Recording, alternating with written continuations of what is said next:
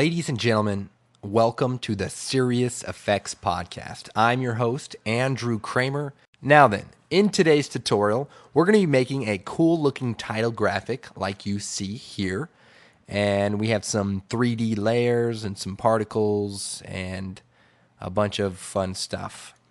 Okay, so let's go ahead and get started. I'm going to create a new composition, and we'll use the NTSC DV preset and set the duration to 300 frames or about 10 seconds.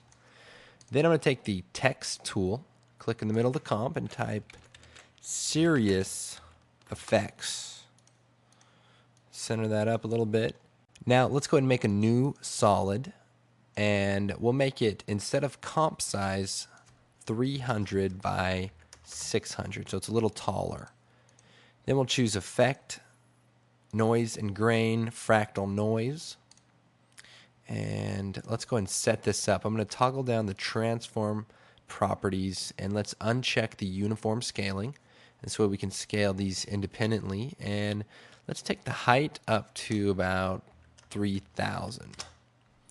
And I know the slider doesn't go that far, so just type it in. 3,000. And the width, let's just set that to 75.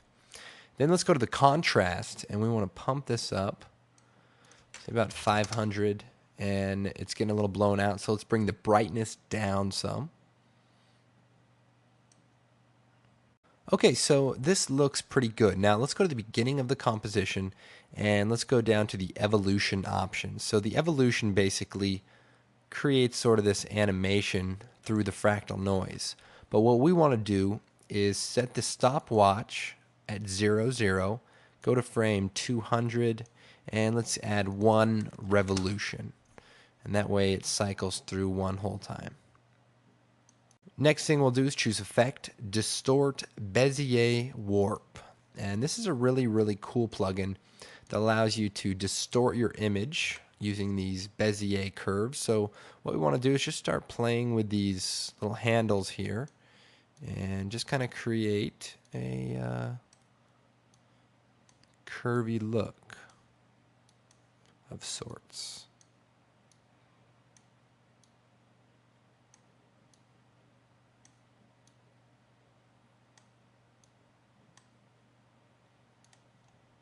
Okay. So that looks pretty good. Try not to squeeze the middle up too much, but just get something that looks streaky.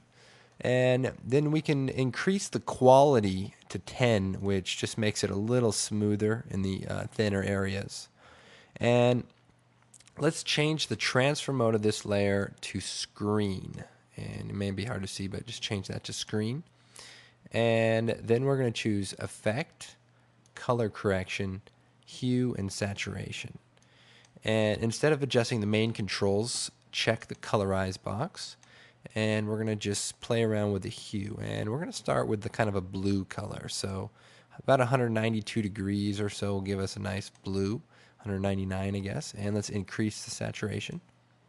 Now let's add a nice glow. So I'm going to choose Effect, Stylize, and Glow. And for this, I just want to increase the radius, maybe about 80 or so. And if we want to brighten up the glow a little bit, we can also brighten up the fractal noise. But for now, we'll just go and keep it as it is.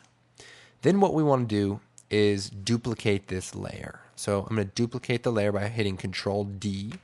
And so now we have 2 of these streaky layers. And what I want to do then is take the second one, and we'll call it green. If you select the layer name and hit return, you can rename the layers.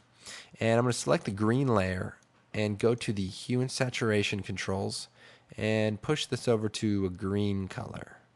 And as you can see, a lot of colors look pretty good, but we're just going to use kind of a nice green. Maybe bring the saturation down a little bit. So that looks good. Also, I want to go to my Bezier Warp, and let's sort of move these nodes around just so that it's not exactly like the other one, and so you have a little bit of uniqueness to it. Okay, and let's go ahead and just move this back in place. Okay, now let's offset the time of the green one. So let's just move it over and then just position it out of frame there. And of course, we can go back to the fractal noise and increase the contrast and decrease the brightness. And that'll give us basically less to see and just, more streaking. So increase the contrast, decrease the brightness. Okay. Now let's go ahead and make this series effects text stand out a little bit more. I'm going to put it on top and center it again. I'm going to choose Effect, Generate, Ramp. And if you select the name Ramp, we have these two little controllers. And if you hold Shift down, bring them closer together, we can create a little gradient there. And I'll just make it maybe a little blue. Then let's add a drop shadow, Effect, Perspective, Drop Shadow. And we'll set the distance to 2 and duplicate that again. Set the distance to 0 and give it a little bit of a softness. So that basically gives us a little soft shadow with like a nice harsh shadow. And if we increase the opacity of both these, we'll be able to see that a little bit better. So that looks nice. And if we can go back to our ramp, bring our white color up so that we see that a little bit more distinctly. Okay, so that's looking good. Now, let's create our particles that are kind of floating around in the air. So I'm going to choose Layer, New, Solid. This time we want to make it the comp size and choose OK. And let's go over to our Effects and Preset palette and let's type in Particle. And we have our CC Particle World. And if you don't have this plugin, it's on your After Effects installation disk. So I'm going to drag that out to our layer. And basically we have this really crazy particle system, but that's a little too crazy, even for my taste. So let's solo the layer and let's make some adjustments. First, let's change it from the grid floor to just off. And let's go to our producer settings, our physics, and our particle. And what we want to do is increase the radius of the X so that it's kind of wide. And make it tall, and make it three-dimensional. So let's see, 0.6, 0.3, and 1 or so. And let's set the velocity to 0 so it doesn't shoot out from a single point. And instead of having the gravity pull it down, let's set the gravity to 0. But as you can see, look at that. You almost have a nice rain effect. See that? Hidden tip right there. Bring the birth rate down to like 0.2 and change the color and you might have yourself some rain. But let's focus here for a moment. I want to change the gravity to 0. And so now our particles just kind of sit there. And let's change the particle type to lens bubble. And that creates this nice effect here. And our birth and depth size to 0.15. 0.15. So pretty small. And if you want to change the color of this, change the solid setting color. So if you want it white, use white. Other things that may be important is the birth rate and of course the birth size. So play around with those to get the look you're after. Now, if we take the solo layer off, we can see that our particles are generating in our scene, and that's starting to look pretty good. And I'm just going here. Got some very cool, very unique looking effect in the background. So what we need to do now is change the color of our particles. So I'm going to choose Effect, Color Correction, Hue, and Saturation. And again, we'll colorize it and bring the lightness down a little bit. And that will actually add the color since it's pure white. And bring the saturation up, and let's pick a color here. So you can't go wrong with like a blue. That looks pretty good. Now, the very cool thing about this particle system is it's 3D camera aware. Now, what that means is if I create a new camera choose OK, I can orbit around these particles in 3D space. Pretty cool. So the only problem is our other layers aren't three-dimensional. So what we need to do is put them into 3D space as well. So let's go ahead and name our particle layer so that we don't get confused. And let's take our series effects, our green streaks, and our blue streaks, and turn them all into 3D layers by clicking on the 3D layer checkbox. Then take our series effects. Then if we go to the blue gizmo, we can kind of move it down on the Z-axis to kind of pull it towards us. So just be careful, because if you're on the X, you'll move it left and right, and on the Y, up and down. So you just want to go to the Z and just bring it forward a little bit. Not too much. Then we'll take our green layer and we'll just push it back.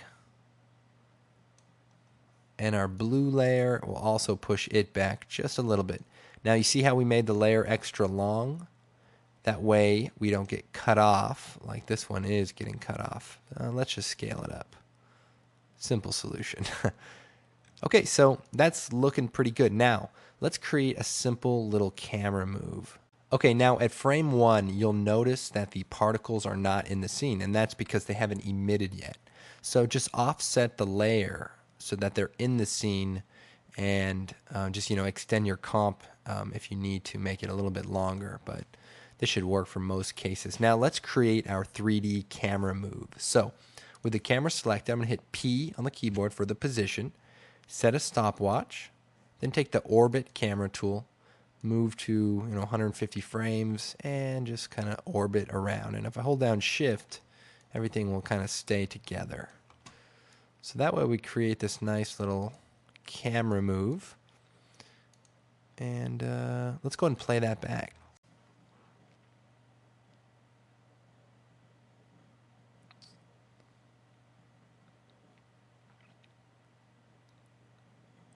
Okay, so it's looking pretty cool. Now, the one other thing I did in the other example was use a new solid that was black, and I just added like a lens flare, the famous lens flare, and just kind of used a color correction, hue and saturation to tint it like a blue again.